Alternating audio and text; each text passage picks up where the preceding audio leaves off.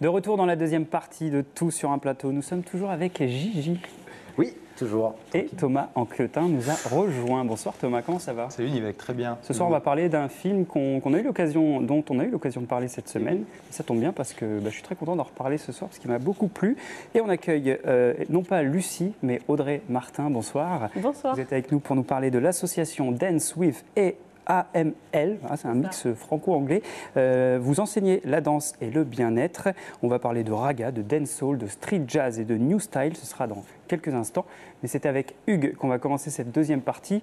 Hugues, vous êtes avec nous ce soir pour un spectacle dédié à quelqu'un que vous avez bien connu. Ça s'appelle Raconte-moi Édith Piaf, à découvrir le samedi 4 avril à 20h30 et le dimanche 5 à 15h au théâtre Montsabré à Blois.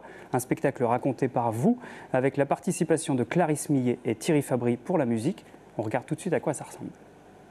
Allez, venez, Milord, vous asseoir à ma table. Il fait si froid dehors, ici c'est confortable. Laissez-vous faire, Milord, et prenez bien vos aises, vos peines sur mon cœur et vos pieds sur une chaise. Je vous connais, Milord, vous ne m'avez jamais vu. Je ne suis qu'une fille du port, qu'une ombre de la rue. Ah, mais vous pleurez, Milord. Ça, je l'aurais jamais cru.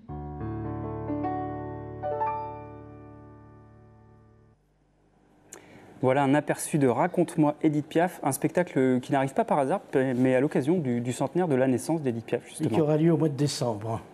Alors, oui. Et donc, oui, je vous reprends la parole. Allez-y. Je suis toujours passionné quand on parle d'Édith Piaf.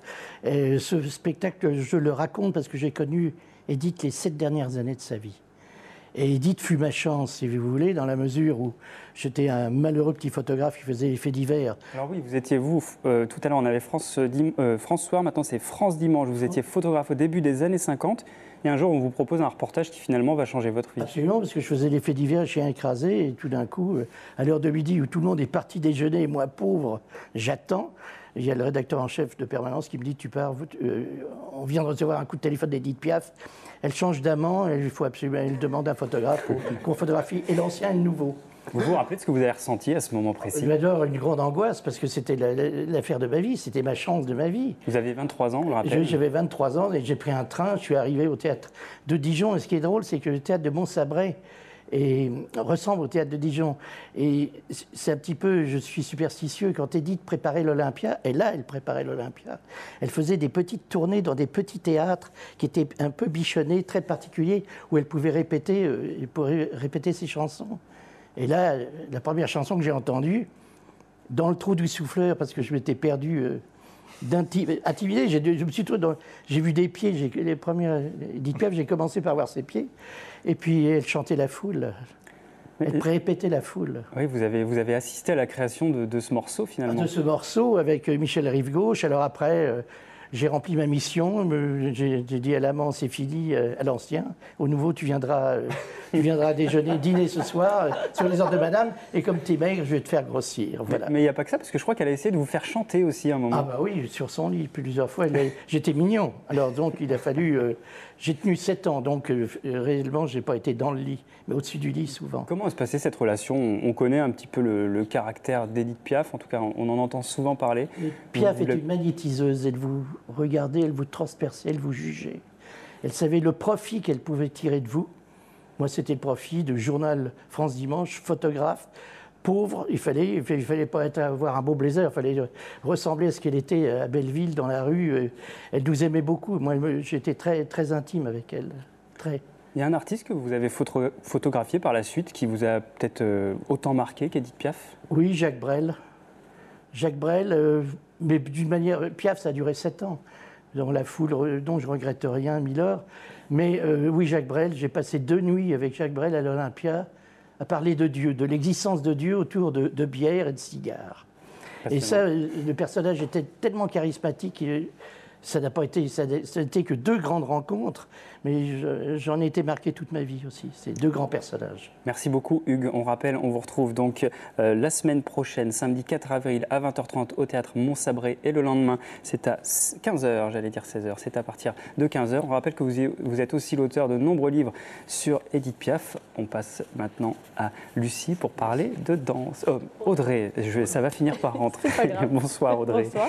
Vous êtes donc membre de l'association Dance with AML. Vous y enseignez la danse, le bien-être et vous êtes avec nous aujourd'hui pour nous parler de plusieurs rencontres organisées par votre association.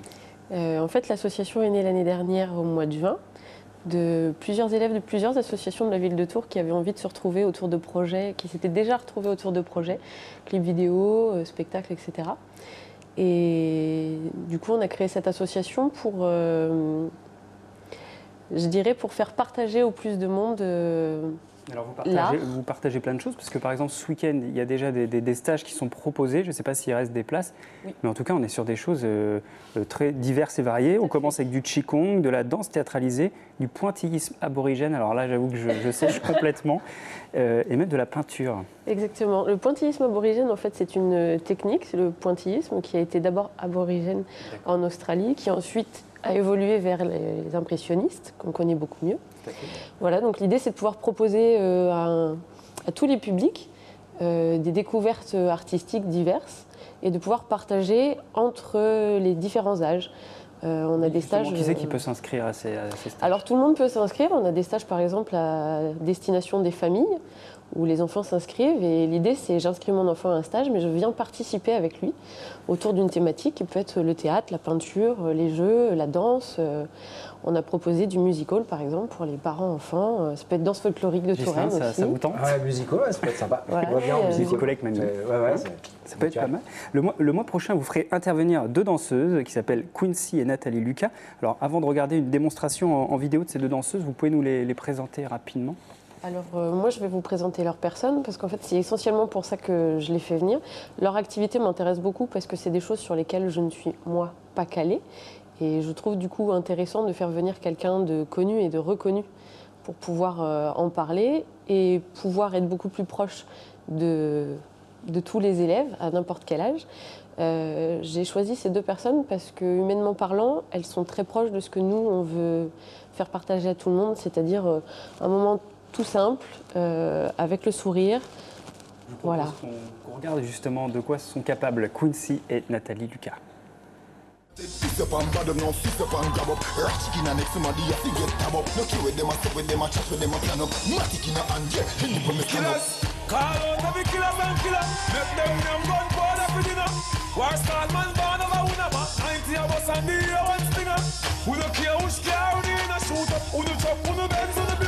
Minister, no stress none, cause tonight you must get some killers.